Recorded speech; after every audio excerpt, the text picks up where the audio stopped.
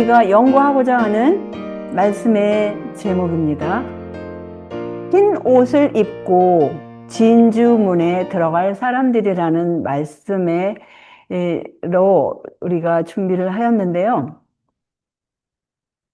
우리가 사는 이 시간이 얼마나 귀중합니까? 정말 우리 각 사람이 이제 곧 우리의 품성들이 고정될 시간이 가까워오는데, 우리가 날마다 우리가 생각하고 느끼고 말하고 행하는 모든 것들이 우리가 그 생명책에서 우리 이름이 지워질 것인가 아니면 남아있을 것인가를 결정할 것입니다. 그래서 우리가 준비할 이 은혜의 시간은 너무나도 짧은 이때 정말 우리가 빨리빨리 익어가야 하지 않겠습니까? 우리 하늘 곳간의 곡식으로 익어가야 할 그런 시간이 극히 적은 이때에 정말 우리는 우리 앞에 있는 이 귀한 새하늘과 새 땅, 이 날을 위해서 준비해야 되겠습니다. 또 내가 새 하늘과 새 땅을 보니 처음 하늘과 처음 땅이 없어졌고 바다도 다시 있지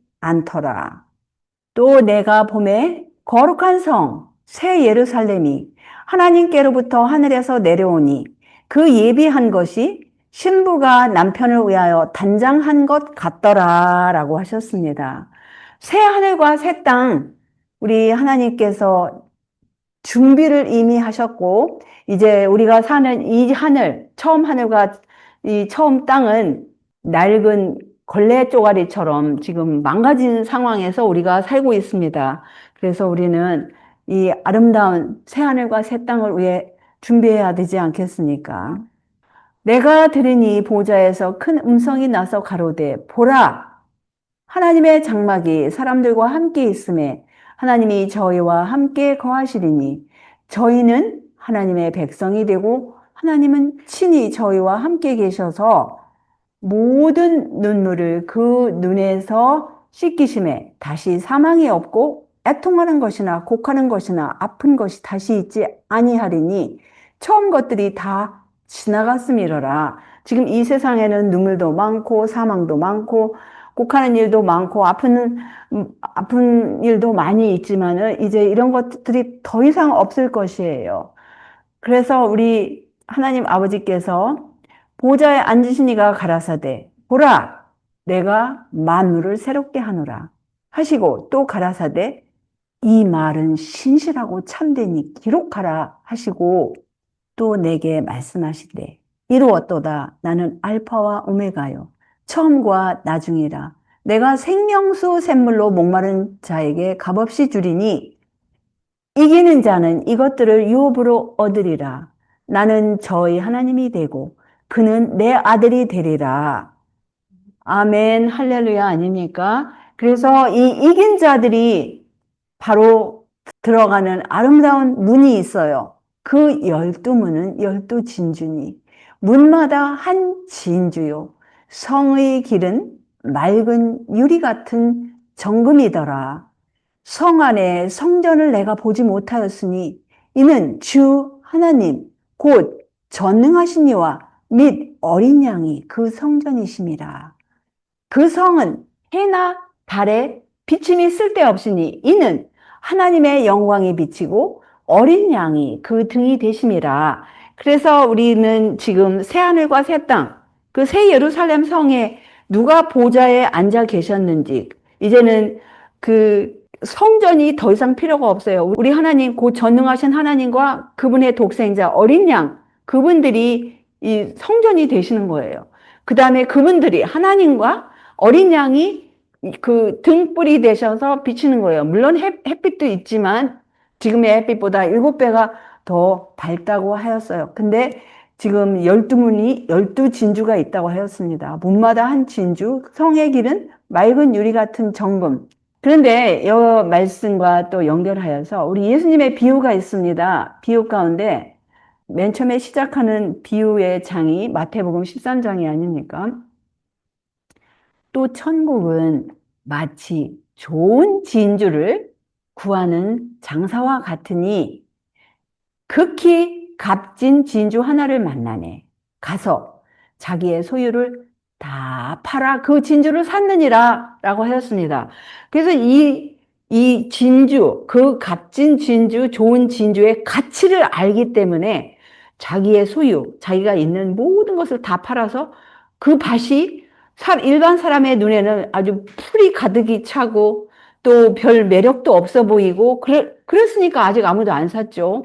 근데 이거를 발견한 사람은 이 좋은 진주, 값진 진주 하나를 그것을 깨달은 사람은 자기의 소유를 다 팔았다 그랬어요. 그래서 그 진주, 좋은 진주, 값진 진주를 샀다고 하였습니다. 그런데 이 말씀과 연결해야 할 말씀을 소개해 드리겠습니다. 그 값진 진주, 그것이 무엇일까요? 그 값진 진주는 예수님께서도 직접 말씀하시고 또 영감의 글에서도 또 자세하게 설명을 하십니다. 그것은 뭐냐? 그분께서 그분의 보혈로 사신 고귀한 보화, 구원이 값진 진주로 알았어요. 우리 성경에서 그 구원을 가장 잘 대표하는 이 성경절. 그러니까 제가 너무나 자주 이 성경절을 인용한다고 해도 과언이 아닐 정도로. 왜냐하면 이 말씀 자체가 이 가치를 깨닫는다면 예수님을 개인의 구세주로, 죄로부터 구원하는 개인의 구세주로 영접하고 그 구원을 이루기 위해서 누가 지금 희생을 하셨나? 하나님과 그분의 독생자께서 희생을 하셨어요. 그래서 우리가 이 세상은 무엇입니까? 죄 지은 세상이에요. 죄 지은 인류예요. 이처럼 사랑하사 독생자를 주신 거예요. 그거를 깨달을 때 값진 진주, 좋은 진주를 만나는 거예요. 그래서 이 하나님이 세상을 이처럼 사랑하사 독생자를 주셨으니 이는 저를 믿는 자마다 멸망치 않고 영생을 얻게 하려 하신 그 구원의 가치를 깨달은 사람은 이 세상 아무것도 부러울 것이 없다 이거예요. 그래서 자기를 구원하실 수 있는 세상 죄를 지고 가는 하나님의 어린 양을 개인의 구세주로 받아들이고 그랬을 때 정말 값진 진주를 발견한 것입니다. 이 성경절 요한복음 3장 16절을 인용한 그 예언의 신인데요. 이것은 1899년 영문 교회전함에 실린 글인데 주님께서는 어제나 오늘이나 영원토록 변함이 없으시고 동일한 분이시라고 했어요. 그리스도의 의는 순수한 백진주처럼 결함이 없고 점이 없으며 죄가 없다. 이 의는 우리의 것이 될 수 있다. 피로 사신 고귀한 보화인 구원은 값진 진주이다. 그래서 여기서는 그리스도의 의도 이렇게 백진주처럼 결함이 없다 그래요. 백진주처럼. 그래서 이 의가 우리 것이 될 수 있고 그런데 그 값진 진주는 그 구원이라고 그랬어요. 그분의 보혈로 이것을 샀어요. 그래서 이것은 값진 진주라고 하였어요. 이 진주는 찾아 헤매면 발견할 수 있다 그랬어요. 그래서 이 진주, 이 값진 진주, 이 구원을 발견하기 위해서 정말 목마른 그 사슴처럼 우리가 하나님을 찾고 찾으면 만난다고 하였습니다. 이 값진 진주를 발견하는 모든 자들은 그것을 사기 위하여 저들의 모든 소유를 팔 것이라고 하였습니다. 그래서 이 고귀한 진리를 깨닫고 그 고귀한 진리를 소유하기 위해서 그 자기들은 모든 것을 다 포기할 수 있는 거예요. 그래서 그 하나님의 독생자께서 치르신 그 희생을 그래서 그것이 바로 나를 위한 희생이다. 그래서 그분은 나의 개인의 구세주가 되는 거예요. 그래서 그분을 늘 바라보고 늘 의지하고 늘 부르짖는 것입니다.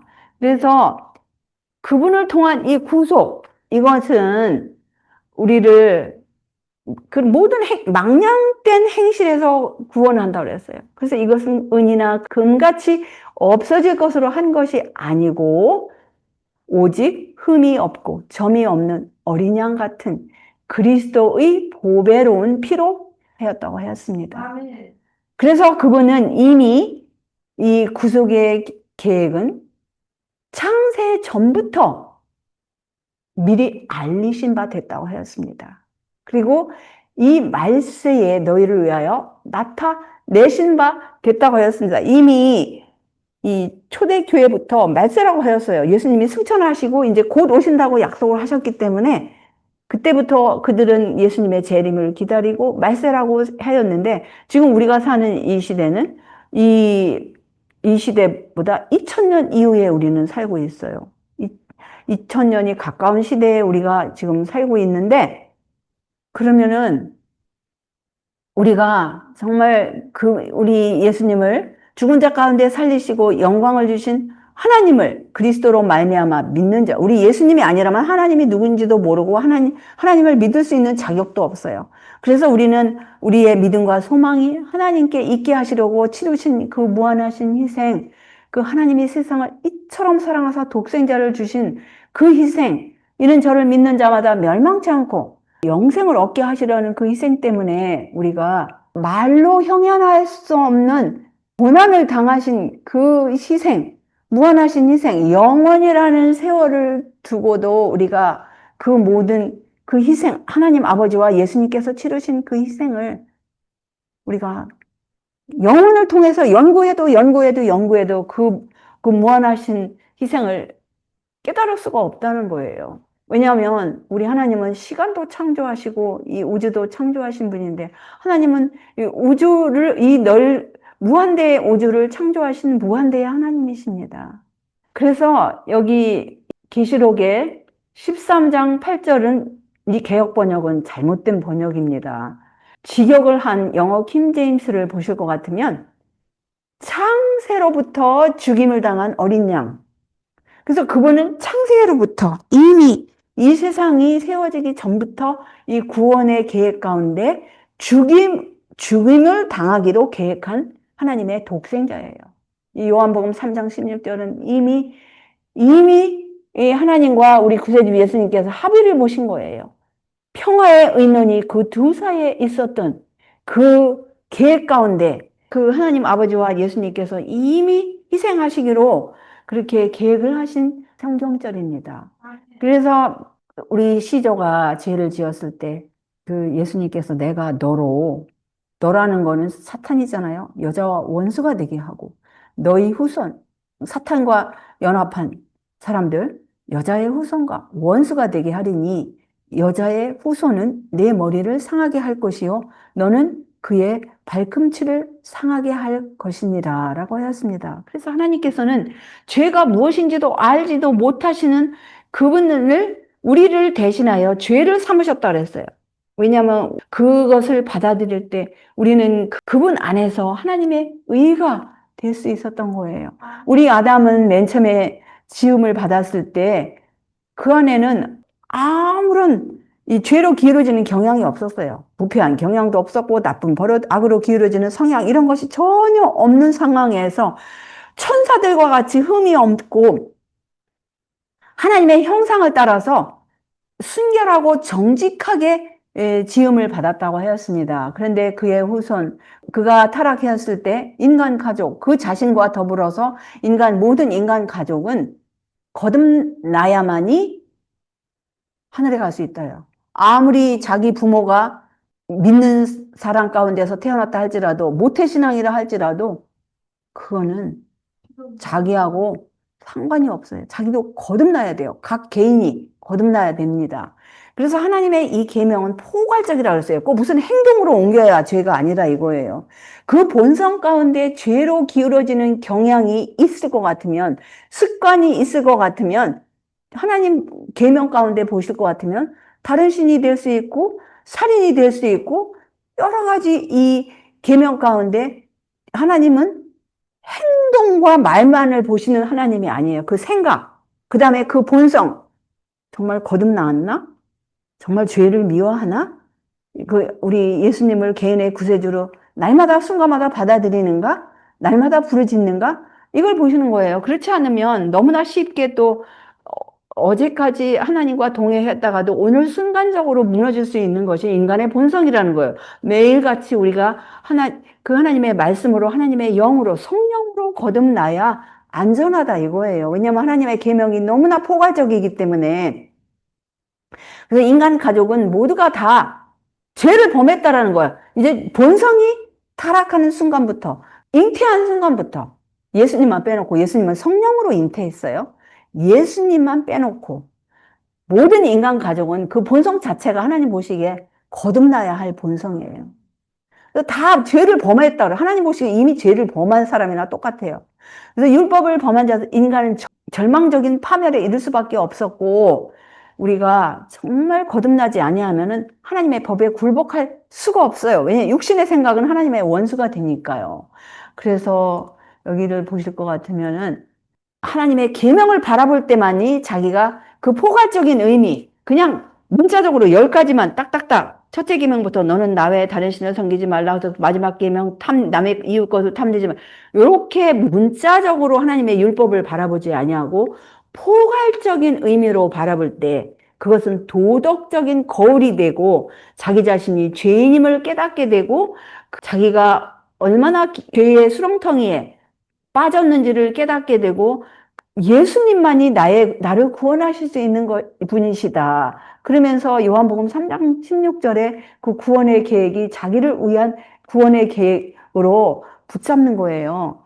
출애굽기 12장 그 6월절 때 어린 양을 잡았을 때 그 어린 양은 흠이 없어야 했어요. 1년 된 수컷으로 그 양이 가장 건강할 때가 아마 1년 플러스 마이너스일 거예요. 너무, 그러니까 어떤 짐승이든지 한 1년 정도 되면 이게 장년이 되면서 아주 제일 힘이 세고 건강하고 아주 튼튼한 그런 상태라거든요. 그러니까 우리 예수님께서도 이거는 지금 예수님의 그 희생을 상징하는 어린 양이었어요. 그래서 1년 된 그 수컷, 암컷도 아니고 수컷을 잡아서 예수님이 남자로 태어나셨잖아요. 그래서 14일까지 간직하였다가 해질 때 무렵에 그거를 잡아서 그 피로 그 양을 먹을 집 좌우 문설주의 인방에 바르라고 하였어요. 그 피가 있는 집만이 안전하였다 이거예요. 예수님의 어린 양의 그 보혈을 받아들인 사람만이 안전하다 이거예요. 이 마지막 때에도. 영감의 글을 보실 것 같으면은 예수님께 드리는 모든 제물이 과거에 그 제사지도, 구약의 제사지도 때 흠이 없어야 됐어요. 그건 누구를 상징하냐? 흠이 없고 점이 없는 어린 양을 상징하는 거예요. 예수님을 상징하는 거, 하나님의 독생자를 상징하는 거였어요. 그래서 그분의 신체 조직은 어떠한 결함으로도 훼손을 받지 않았다고 그랬어요. 그분의 몸은 튼튼하고 건강했다고 그랬어요. 그분은 평생도록 그 법칙에, 천연 법칙, 자연 법칙에 일치하는 생애를 사셨다고 하였습니다. 그분은 영적으로뿐만 아니라 육체적으로도 이 모든 인류가 하나님의 법칙을 순종함으로써 이러한 사람이 되라라고 본보기로, 모본으로 보여주셨다 그랬어요. 그걸 의도하셨다 그랬어요. 우리가 모든 법칙, 이 하나님의 십계명의 법칙과 이 천연의 법칙, 이 건강 법칙, 이 모든 법칙을 지켜서 영적으로나 육적으로나 튼튼하고 건강하여서 우리 예수님께서 보실 때 예수님도 양이 있잖아요. 예수님께서 치는 양. 건강하고 튼튼하기를 원하시지 우리가 영적으로나 육적으로나 비틀비틀하고 건강하지 않고 그렇다면은 예수님이 얼마나 마음이 슬프시고 언제나 너희들이 튼튼해지겠니? 기다리시지 않겠어요? 그래서 또 그 2월절 만찬 때 차렸던 그 누룩이 없는 떡과 그 발효되지 않은 그 6월절 포도즙은 다 흠이 없는 희생물인 자신을 나타내시는데 사용하였다 했어요. 죄와 죽음을 상징하는 발효로 부패되지 않은 것만이 흠이 없고 점이 없는 어린 양을 대표할 수 있었다고 하였습니다. 근데 우리 예수님께서는 이렇게 그 신성에다가 인성을 입으셨을 때에 사람의 모양으로 나타나시고 사람의 연약함으로 병이 들 수도 있고 연약할 수도 있고 피곤할 수도 있고 그렇지만은 그분에게는 한순간도 점이나 흠이 없으시고 죄가 무엇인지 몰랐다고 그랬어요. 흠이나 점이 영적으로나 육적으로나 없었다고 합니다. 그래서 우리 예수님은 너무나 그 완벽하게 영적으로 육적으로 건강하였기 때문에 죄의 창시자가 상당히 불안했어요. 우리 예수님을 바라볼 때 이 지상에서 죄로 더럽혀지지 않은 한 분이 계시다는 사실이 사탄에게는 너무나 불안하게 만들었어요. 그래서 어떻게 해서든지 그 한 분을 넘어뜨리고자 얼마나 많이 가정생활에서도 공격하고 이웃들을 통해서도 공격을 받고 얼마나 많은 공격 가운데서 우리 예수님이 온갖 시험, 인간이 당해야 할 모든 시험을 당해야 했어요. 그렇지만은 그분은 그분의 하늘 아버지께, 다른 분이 없어요. 하늘에 지금 계신 그분의 하나님 아버지께 지혜와 능력을 주시도록 의지를 하셨어요. 그래서 하나님 아버지께서 성령을 한량없이 부어주셨다고 그랬어요. 그래서 날마다 그 성령으로 충만하여서 날마다 그 성령의 능력으로 사탄 마귀를 대항할 수 있었다는 거예요. 오늘날 기독교에서 성령님을 부르짖고 성령님이 한다. 예수님은 하늘 아버지께 지혜와 능력을 구했을 때 하늘 아버지께서 그분의 성령을, 아니 하나님 아버지와 예수님이 성령이 없는 분일 것 같습니까? 그러면 성령은 하나라고 그랬는데 또 성령 하나님은 또 어디에 있어요? 말도 안 되는 소리죠. 하나님 아버지께서 그에게 지혜와 능력을 이렇게 한량없이 허락하셨다라는 거예요. 여기 보시면 더 구체적으로 그분의 하늘 아버지의 영이, 하늘 아버지가 악령이겠어요? 성령이겠어요? 성령이죠. 거룩하신 분의 영이 거룩한 영, 성령이라는 거예요. 그분의 생애를 고무시키고 통제하였다고 했어요. 우리도 똑같이 날마다 성령을 구할 때 하나님 아버지께서 그 아들에게 부어주시고 아들은 또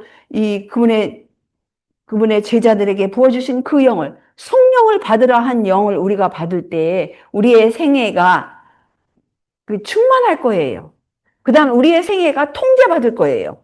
그분의 영으로, 그분의 말씀으로, 그분의 임재로. 그분에게는 죄가 없으셨다고 그랬어요. 미덕과 순결이 그분의 생애에 특성을 이루었다고 하였습니다. 그분은 하나님의 흠없는 하나님의 아들이었고 그분은 세상에 살으셨지만은 세상에 속하지 않았다고 그랬어요. 세상에 속하지 않았고 그분은 그렇게 많은 시험과 시련을 받으셨지만 죄와 상관이 없는 생애를 사셨다고 그랬어요. 우리 예수님께서도 하시는 말씀이 있었죠. 요한복음 14장에 보시면은 이 세상 임금이 오겠다 그랬어요. 누구예요? 사탄 마귀죠. 그러나 저는 내게 관계할 거가 없다 그랬어요. 아무리 예수님을 시험하고 시련을 주고 어려운 일을 당하게 하고 온갖 올무로 덮어 씌우려고 하였지만은 예수님은 하나님 아버지께서 더 큰 능력과 지혜, 그분의 성령, 진리의 영으로 충만하였기 때문에 그리고 하나님 아버지를 죽도록 사랑하시고 그 아버지의 명하신 대로 행하였기 때문에 하나님 아버지를 사랑하고 아버지의 명하신 대로 행하였기 때문에 사탄의 올무에 한순간도 걸리지 않았어요. 이거는 우리가 앞으로 또 날마다 시련 가운데 우리가 보이는 시련, 보이지 않는 시련, 영적으로 육적으로 있다 할지라도 관계가 없어야 돼요. 사탄 마귀와. 아무리 무슨 시험이 크고 작은 시험이 있다 해도 핑계가 있으면 안 돼. 핑계. 그렇잖아요? 핑계. 죄에는 핑계가 없어요. 예수님과 관계가 없었듯이 우리하고도 관계가 없었듯이. 그 비결이 뭐냐? 우리 하나님 아버지를 사랑하고 예수님을 사랑하고 명하신 대로 기록되었을 때 그대로 하였을 때 사탄 마귀가 옴짝달싹 못하는 거예요. 그래서 우리 예수님은 끝까지 승리를 하셨잖아요. 그래서 긍휼과 진리가 같이 만나고 의와 화평이 서로 입맞추었으며 진리는 땅에서 솟아나고 의는 하늘에서 하감하였다고 하였습니다.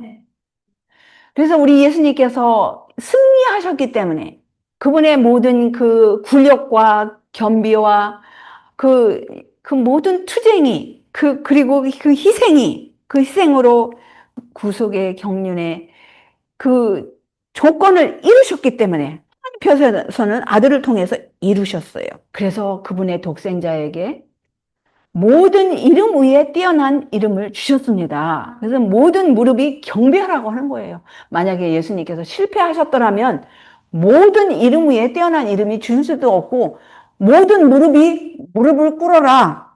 그렇게 하나님께서 명령을 하실 수도 없었어요. 근데 이기셨어요.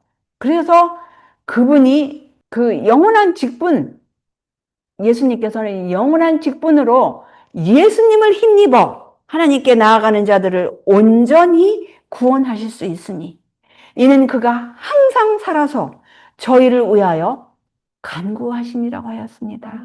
이러한 대제사장은 우리에게 합당하니 거룩하고 악이 없고 더러움이 없고 죄인에게서 떠나 계시고 하늘보다 높이 되신 자라고 하였습니다. 거룩하고 더러움이 없고 죄인에게서 떠나 계신 분이 우리를 위해서 항상 살아서 우리를 위해서 간구하시고 지금 중보하시는 분이라는 거예요. 간구하시고 중보하시고 그분이 우리의 대언자가 될 수 있는 유일한 대언자가 될 수 있다는 건 뭐예요? 인성을 써보신 분이 대언자가 될 수 있는 거예요. 하나님과 사람 사이의 중보도 오로지 한 분, 인성을 써보신 경험이 있는 분만이. 그러니까 다른 분은 없어요. 다른 분. 그래서 이 기독교 안에서 오해하는 그 또 다른 분이 중보를 하고 또 다른 분이 그 사역을 한다. 성령님이라는 분은 없습니다. 없고 성령, 하나님의 성령, 그분의 성령. 그래서 예수님께서 우리가 성령을 구하고 정말 죄를 미워하고 죄를 회개하고 떠났을 때에는 우리의 개인의 구세주로서 우리를 계속 인도하시고 우리를 통제하시고 우리를 승리케 하시는 분이라는 거예요. 그래서 이 날마다 이기는 사람들의 경험입니다. 또 여러 형제가 어린 양의 피와 자기의 증거하는 말을 인하여 저를 이겼다고 그랬어요. 그들은 죽기까지 자기 생명을 아끼지 아니하였다고 그랬습니다. 그래서 날마다 이런 경험을 가진 자들 끝까지 그 경험으로 이길 때에 이 세상에서 미움을 받을 수 있어요. 왜냐하면 그리스도께서 정말 그리스도께서는 죄가 무엇인지도 모르는 그분께서는 미움을 상당히 받으셨죠. 그래서 그분의 백성들 역시 그분의 백성들은 이제 회개한 죄인들이죠. 회개한 죄인들로서 이제 하나님의 의를 입고 하나님의 계명을 순종하기 때문에 미움을 받을 거라는 거예요. 순결하시고 거룩하시고 더러움이 없으신 그분, 이 세상에서 오직 선한 일만 하셨던 그분이 비천한 죄인으로 취급을 받으시고 정죄를 받아 죽으셨을 것 같으면 그분의 제자들도 그들의 생애가 아무리 흠이 없고 그들의 품성이 아무리 허물이 없다 할지라도 양심껏 십계명을 지키죠.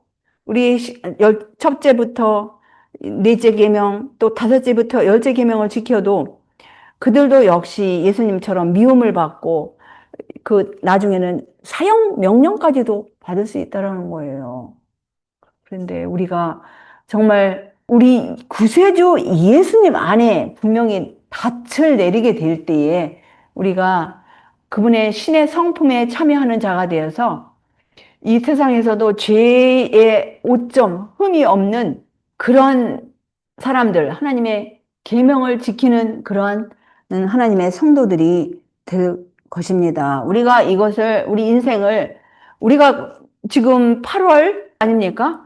우리 지금 1년에 지금 이렇게 이제 8개월도 거의 다 지나가는 이 시점에 우리가 이 8개월을 한꺼번에 살지 않았어요. 또 우리 평생 어떤 분들은 90이 넘고 이제 100살을 향하여 가시는 분들도 있고 이제 80에 가까이 지금 온 세계가 고령 사회, 특별히 한국은 초고령으로 접하기 때문에 이 젊은이들은 자기 먹고 살고 또 자기가 원하는 거 하기 때문에 신앙하는 사람들이 너무나 극소수의 이 젊은이들이 신앙을 하는 이때에 정말 우리가 이 초고령 사회가 아닙니까? 그런데 우리가 100살을 살았든 뭐 이 80살을 살았든 70살을 살았든 그거 한꺼번에 살지 않았어요. 하루하루 살았어요. 하루하루. 그래서 우리가 하루하루 살 때 그것이 연속이 되어서 한 달이 되고 두 달이 되고 1년 아니면 100년이 되는데, 그런데 이 고리가 그 한 걸음 한 걸음을 제대로 걸어야지. 하루하루 순간순간을 제대로 살아야지. 거기에 어떤 이 결점이 있어가지고 그럴 것 같으면은 이 쇠사들이 고리 하나하나로 연결되지 않았습니까? 근데 어떤 결점이 있어서 쇠사슬 하나가 만약에 쇠사슬인데 한 사슬은 지푸라기로 연결했다. 그럼 무슨 충격만 있으면 딱 부러지는 거예요. 그럼 그건 사슬로서 아무런 의미가 없어요. 마찬가지로 우리 품성 가운데 어떤 구멍이 나 있다, 흠이 있다, 결점이 있다. 그럴 때 어떤 시련이 닥쳤을 때 이게 무너지기 쉽다라는 거예요. 쉽다라는 게 무너질 수밖에 없어요. 어떤 충격이 가해졌을 때. 그래서 우리는 어떠한 충격이 온다 할지라도 영적으로 육적으로 어떤 일이 응급 상황이라 할지라도 정말 우리가 현재의 구원을 누리는 자들에게는 그 충격이 자기 불완전함이라든가 흠이라든가 점이라든가 이 더러운 거 이런 것을 보이지 않을 거라는 거예요. 그래서 우리는 이런 모든 것들, 잘못 길러진 그 결점, 그 다음에 불완전한 것들, 이런 것들이 하늘 도성문을 그에게 이 진주문에 들어갈 수가 없어요. 이 진주는 너무나 깨끗해요. 흠이나 점이 없어요. 그 진주문은 우리 예수님의 의도 되고 예수님의 구원도 되고 또 이 땅에서 사람들이 구원받은 사람들이 그 이루어야 할 품성이에요.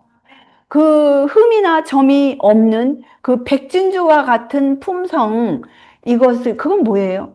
하나님의 계명에 일치한 품성. 그렇지 않은 것을 우리가 이제 회개하라고 사도 바울이 공중 앞에서나 각 집에서나 개인들에게 전한 내용이 뭐냐면 하나님께 대한 회개, 그 다음에 우리 주 예수 그리스도께 대한 믿음을 증거했다 그랬어요. 그래서 우리가 정말 회개하고 믿을 것 같으면 용서뿐만 아니라 생명의 면류관, 충성된 자들에게 주시는 생명의 면류관. 그래서 그 이미 받은 은혜를 통하여 날마다 또 새로운 은혜를 통하여 하나님의 날에 흠이 없이 우리가 설 수 있다라는 것입니다. 그래서 우리는 정말 오로지 우리 주 예수 그리스도 안에 있을 때에만이 우리 주 예수 그리스도 안에 있는 자에게 정죄함이 없다고 그랬어요. 왜냐하면 그 예수님 안에 있는 생명의 성령의 법이, 성령으로 거듭난 사람이 어떻게 성령으로 거듭난 사람이 죄 가운데 육신 가운데 안 산다 이거예요. 성령으로 거듭났을 것 같으면 육신을 좇지 아니하고 그 영을 좇아 행하는 우리에게 율법의 요구가 이루어진다 이거예요. 그래서 우리가 우리 육신의 생각대로 습관대로 하지 말고 그 영을 쫓아 그 말씀대로 명령대로 행할 때에, 그러니까 늘 우리는 통제를 받아야죠. 말씀으로 통제를 받고 기도로. 그래서 깨어있어 기도하라는 게 뭐예요? 늘 혹시 육신의 생각대로 쫓을까봐. 왜냐하면 육신을 좇는 자는 육신의 생각은 사망이라고 그랬어요. 왜 하나님과 원수가 된다 그랬어요. 하나님을 기쁘시게 할 수 없다 그랬어요. 그래서 우리가 육신을 쫓는 대신에 그분의 영으로, 그래서 하나님의 영이 우리 안에 거해야 된다 이거예요. 그래서 하나님의 영이 거할 때, 그리스도의 영이 거할 때 우리가 크리스찬이 된다 이거예요. 그래서 육신은 죄로 인하여 죽을 것이지만은 영은 의로 인하여 산 것이 된다고 하였습니다. 의의 표준. 신의 성품을 나누어 받은 사람은 하나님의 크신 의의 표준, 곧 그분의 거룩한 율법에 일치하게 될 것이다. 율법이 하나님께서 사람의 행위를 헤아릴 때 사용하는 표준이다. 이것이 심판 때에 사람의 품성을 시험하는 시금석이 될 것이다. 시물교훈 314. 영접하는 자, 곧 그 이름을 믿는 자들에게는 하나님의 자녀가 되는 권세를 주셨으니 이 권세는 사람에게 있는 것이 아니다. 이 권세는 곧 하나님의 권세이다. 사람이 그리스도를 받아들일 때 그는 그리스도의 생애를 살 수 있는 능력도 받게 된다. 그 그리스도의 능력은 무엇인가? 그 신의 성품을 받은 사람들인데 하나님의 크신 의의 표준, 그분의 거룩한 율법에 일치하는 그 생애를 살 수 있다라는 것입니다. 그 예수님께서 주시는 그분의 의가 바로 그분의 빛나고 깨끗한 세마포인데 누가 우리의 의입니까? 오로지 그 이름은 여호와 우리의 의라고 하였습니다. 그래서 그 성 이름조차도 여호와 우리의 의, 그 예수님의 의의 진주처럼 백진주처럼 흠이나 점이 없는 사람들이 입을 옷도 흰옷이 있잖아요. 그것도 백진주처럼 흰옷을 입는 사람들. 그래서 그 사람들의 생애가 이 빛나고 깨끗한 세마포 옷을 입고 그 예수님께서 이기셨던 것처럼 이긴 건 뭐예요? 즉 하나님의 말씀대로 계명대로 행한 사람들이 바로 이 흰옷을 입을 사람들이고 이 마지막 때에 살아계신 하나님의 인을 받을 사람들이라는 거예요. 우리가 지금 이 세상에 이렇게 아직도 이렇게 끔찍한 상태에 있는 것은 살아계신 하나님의 인을 받은 사람들이 채워지지 않았다 이거예요. 그런데 지금 준비할 시간으로 하나님께서 주신 이 시간, 그 은혜의 시기 동안에 우리가 준비를 해야 되는데 그 인은 부정한 남녀 이마에는 결코 처지지 않을 거라고 하였어요. 그것은 또한 야망적이야. 자기가 좀 이름을 날리고 싶어요. 돈으로 아니면 어떤 명예로 인간의 칭찬으로 뭐 여러 가지 인간의 야망이 있잖아요. 이것이 야망이 꼭 세상적인 사람뿐만 아니라 종교계에서도 자기 이름을 떨치려고 어떤 사람들은 뭐 동기는 하나님만이 아시죠? 그 착한 일을 할 수도 있어요. 사람들 보기에 저건 정말 착한 일이다. 이런 것도 할 수 있는 거예요. 그 다음에 세상을 사랑하는 남녀의 이마, 세상을 사랑하는지 안 사랑하는지 그들의 생애를 보면 알 수 있죠. 하나님께서 다 아시죠? 결코 처지지 않을 거예요. 그 다음에 거짓된 혀, 그 다음에 속이는 마음 가진 남녀들의 이마에도 결코 처지지 않을 거라는 거예요. 그래서 이 인을 받는 사람은 하나님 앞에 흠이 없는 하늘의 후보자들이어야 한다라는 거예요. 흠이 없는. 그래서 포괄적인 그 십계명의 원칙, 그거를 마음으로 생애로 순종하는 생애, 흠이 없는 생애, 그들의 이마에 살아계신 하나님의 인이 쳐진다라는 거예요. 하나님의 십계명은 포괄적이라고 그랬잖아요. 그래서 우리가 정말 이 은혜의 시기, 예수님께서 뭐라고 하셨어요? 도적같이 오신다고 그랬어요. 도적같이. 우리도 모르게. 그런데 누구든지 깨어서 자기 옷을 지켜 벌거벗고 다니지 아니하며 자기의 부끄러움을 보이지 아니하는 자가 복이 있다고 하였습니다. 그래서 우리가 진주문을 들어가기 위해서 정말 우리의 품성 가운데 흠이나 점이 없는 과거의 모든 죄들은 우리가 날마다 진지하게 그 회개를 함으로써 용서를 받고 또 그 현재의 구원을 누리고 또 날마다 우리 구세주 예수님의 보혈의 피와 자기의 하는 말로써 그 모든 시험을 이기는 자들이 흰옷을 입고 그 진주문, 백진주와 같은 진주문을 통과할 때 우리 하나님의 사랑하는 자녀분들 모두가 다 그 진주문, 그 아름다운 진주문에 들어가시는 우리 모두가 되시기를 바라면서 말씀을 여기서 줄이겠습니다. 하늘에 계신 우리 아버지, 우리 하나님 아버지와 구세주 예수님의 그 무한한 희생으로 이루어 놓으신 그 구원, 값진 진주를 발견한 사람들은 자기의 소유를 다 팔아서 그 값진 진주를 샀다고 하셨습니다. 하나님이 세상을 이처럼 사랑하사 독생자를 주셨으니 이는 저를 믿는 자마다 멸망치 않고 영생을 얻게 하시려고 세우신 그 구원에 우리가 정말 우리의 몸과 마음을 온전히 바칠 때에 우리가 그 값진 진주를 산 사람처럼 하나님의 계명과 예수 믿음을 지키는 귀한 성도들로서 날마다 이기는 생에 살 때에 우리 예수님께서 하나님의 모든 계명을, 하나님의 모든 명령을 지킴으로써 사탄의 그 모든 시험을 이기셨던 것처럼 우리가 날마다 그 동일한 성령으로 거듭나서 사탄 마귀의 시험을 이길 때 우리 예수님께서 입혀주시는 그 의의 흰옷을 입고 그 아름다운 진주문을 통과하는 주님의 아름다운 성도들 모두가 될 수 있도록 인도하시고 지도하여 주시옵기를 구세주 예수님의 이름으로 간절히 기도 올리옵나이다. 아멘.